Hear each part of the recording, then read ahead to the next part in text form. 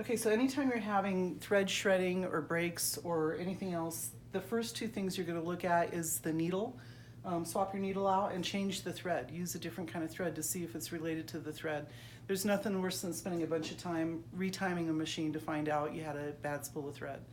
So if you've ruled those both out as problems, then you start a sequence of events that you have to follow in a specific group of steps, because you can end up retiming to a needle bar position that's out of position, and that's not going to help you at all. So what you first want to check is the needle bar height, and your needle bar is this that's in the front. I've taken the cover off this machine. Here's the needle bar, and that can get knocked out of position if you hit heavy seams or a thick silk screen or a patch or something on a shirt. And so what you want to do is turn the hand wheel counterclockwise until that needle is in the lowest possible position. And then this is a device that Innova came up with to check that, and I'm going to slide that in where you would put the bobbin, and you should be able to just feel that there's a little bit of contact with the needle in that lowest position, but at the same time you should be able to do a complete rotation. You shouldn't meet any resistance turning the hand wheel. So that's the first thing you check. If you don't have one of these cylinders, you can get your eye level with the hook assembly and look in there, and you should see 90% of the eye, but not the top 10%. You don't want to see metal at the top of the eye. And so that can just be subjective, because you could be a little bit above or a little bit below. So it's kind of hard to eyeball that, but this is really worth its weight in gold. So once you've adjusted that, if you need to, and that's with the screw right here, you would put the needle bar in the lowest position, loosen the screw, and let it kind of drop down against this cylinder. And I don't know if, can you hear that? You can hear it contact the needle. That's right where I want to have that. Mm-hmm. So needle bar's height, you want to tighten that down because you don't want it to get knocked out of position. And so the next thing I want to do is check the timing. And Innova came up with this great timing device. There's instructions on the website on how to use it. It really makes it easy. If you don't time very often, you don't have to try to remember all the little nuances.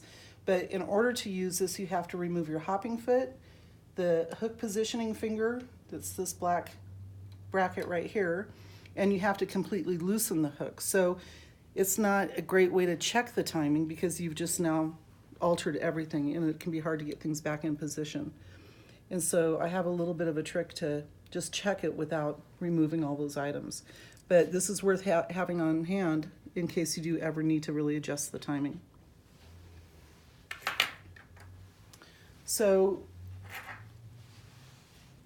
the timing position in the hook is the needle goes all the way down, and then it comes up a specific distance, and that's when the hook comes basically into light contact with the back of the scarf, the needle, and that's what grabs your thread. And I'll show that here in a minute. But that specific distance where the needle is on the ascent is the same distance as this little bracket.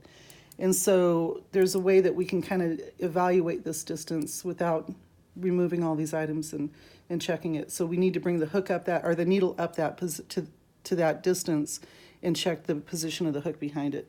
So I have a collar here, and rather than working down here at the bottom, I'm going to drop this collar on the needle bar up here.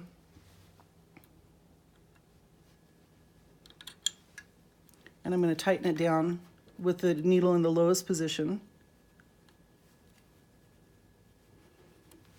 And then I'm going to turn the hand wheel counterclockwise and just bring that up a slight amount, and I'm going to use a nickel. I want it to be up the distance of that nickel. That's basically the same distance as that little bracket.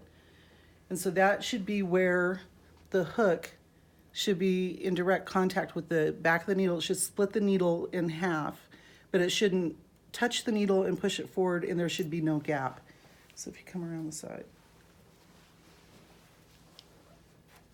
So if I take something and flex that needle backwards, it shouldn't flex at all, and it's not. And you're looking down here at the tip of the needle to see. And then if I do a full rotation, and the needle goes all the way down and the hook comes around to the back, you shouldn't see the tip of the needle flex forward at all, and that doesn't, so that's good timing. So that's a way just to confirm that things are in the proper position. In another video, we'll show you how to adjust it.